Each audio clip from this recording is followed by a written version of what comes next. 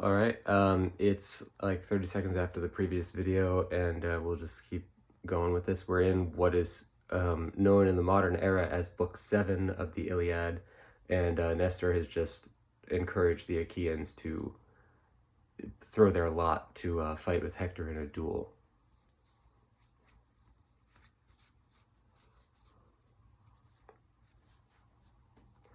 And thus, having collected all the stones into a helmet, each one of the Achaeans having marked it in a way that only he would recognize, Nestor stood near Hector, that man whose hands were still stained with the blood of many foes that had grown up in fertile Sparta or Argos or rocky Ithaca. That foe stood near foe, and they both shook out the lots to find out who would fight against Hector, he not wanting any trouble among there, but to have a true contest decided by the gods for that great earth shaker or lightning lord or any of those in Olympus would surely guide the casting of those stones. And thus one of the stones had shaken forth and had fallen out of the helmet, and all the men around looked to each other to see who it might be, and it was picked up by Nestor and brought all around to each of the Argive captains. And in their hearts, all of the Argives had hoped, oh, let it be one of the strongest, let it be the giant Ajax or Tydeus' son, or one of these captains who has caused us so many great deeds on the battlefield. Odysseus saw it and shook his head, and so did Locrian Ajax, and Agamemnon, and Diomedes, and Idomeneus, and Sthenelus, and Meriones. And finally, after going through each of the captains, it came to that giant Ajax of Salamis. And he gloried in seeing that stone as he recognized the markings on it, which was shaped like a squid that had been on his father's shield crest.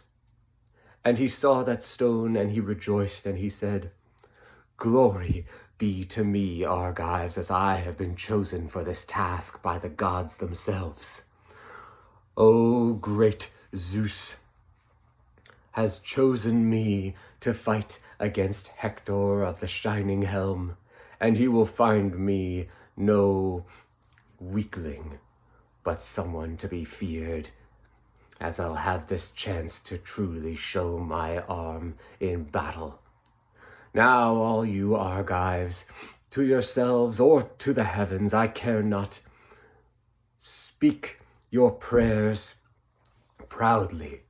We do not need to hide our hopes and our devotion to those lordly Olympian gods. Pray for me, pray for Achaea, and pray for this day to end without any further bloodshed. I will put myself on the line for each of you, and I would do it again any other day." Thus had that giant Salaminian Ajax spoken, and he stepped forth to his attendants and put on those shining greaves and that war kilt that he always wore. No breastplate did he wear, but his massive torso stood forth, covered with thick nests of hair, and he put on that massive helmet made of bronze with cheek pieces tightly fitting around his head. And finally, he took up that spear and that giant shield, like a tower that no other man could wield. 8 layers of ox hide did it have, all around a base of bronze. Something crafted by the gods, it looked like, that massive ox-hide shield of Ajax. And he brought that forth, covering nearly his entire frame, despite being giant in stature as he was. And he stepped forth toward Hector, towering over him. And Hector, in his own right, even he quaked a bit, and stepped one step backwards, and in his mind thought him of cowardly flight for but a moment.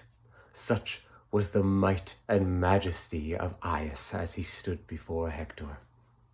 And all the men of Troy wondered and marveled at that man's stature and his strength, and each of them prayed for Hector's safety, and said to themselves, "O great Olympian gods, if you could protect our Lord Hector in this battle, allow him the victory over Aias, or if you be supporting the Achaeans this day, then at least allow it a stalemate, and let the sun go down, and Helios' chariot go to its resting place with no further bloodshed.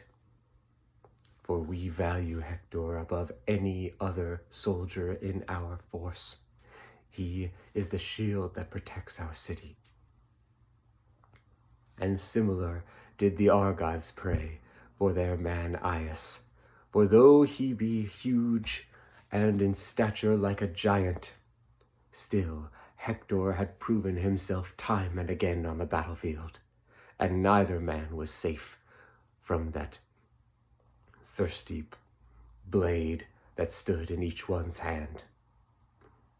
Thus did both men make ready for battle, and the duel was about to begin.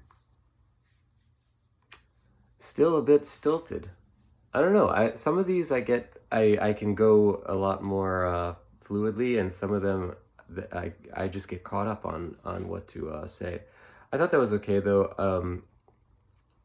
I think in the story that we have, the Achaeans are the ones praying for Aias or Ajax, and saying, if he can't win, then at least make it a stalemate.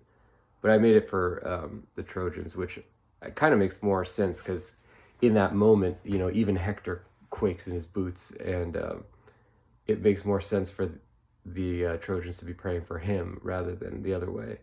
But, or at least, dramatically speaking.